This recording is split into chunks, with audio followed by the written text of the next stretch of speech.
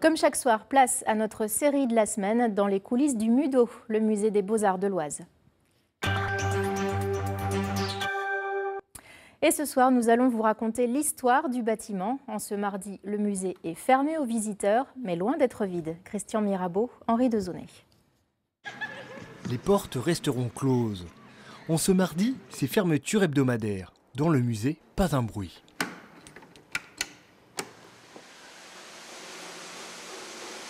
Jusqu'à l'arrivée de Philippe. Il profite de cette journée pour faire le grand ménage. Et après plus de 30 ans dans ses murs, il reste ému devant ses œuvres.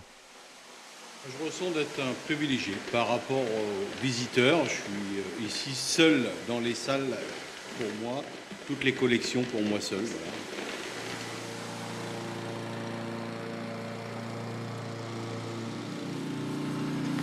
À l'extérieur, Patricia Feuget, guide conférencière, nous raconte l'histoire de cet édifice. Il a connu plusieurs vies.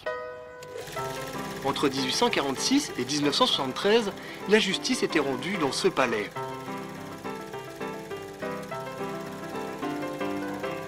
Mais les premières traces de cette demeure datent du XIIe siècle. Elle abritait alors l'évêché.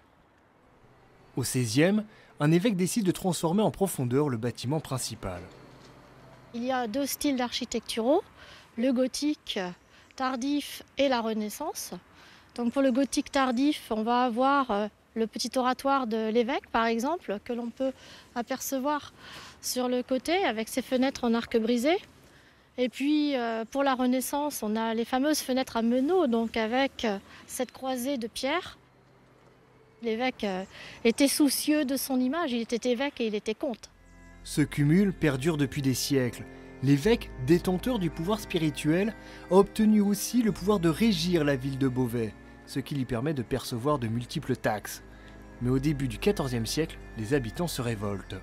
La population beauvaisienne déferle chez l'évêque, va complètement saccager le palais de l'évêque et l'évêque de ce fait-là se sent en danger et il est obligé de se protéger en construisant ses tours.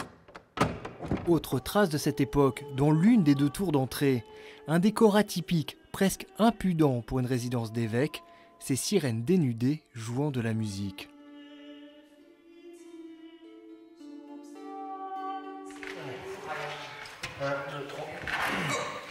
Dans l'autre tour, archéologues et agents du MUDO s'activent pour installer la nouvelle exposition. Cette reconstitution de décor d'une maison gallo-romaine retrouvée à Beauvais en impose, mais n'est pas simple à installer.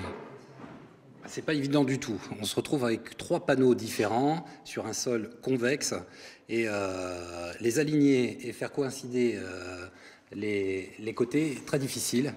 Le scénographe de l'exposition peaufine tous les détails pour mettre en valeur les centaines d'objets présentés.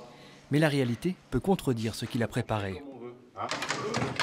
Et l'essentiel du travail, il se fait maintenant toujours un petit peu avant la date butoir parce que voilà, on commence à voir que les choses s'accélèrent et que le délai se raccourcit et voilà, il y a cette émulation-là qui est très importante aussi. Un peu de stress, j'imagine ? Forcément beaucoup de stress et puis il va aller en augmentant jusqu'au moment de l'inauguration. Pour installer l'ensemble des œuvres, il manque encore quelques vitrines. Nous verrons demain comment le MUDO s'en procure.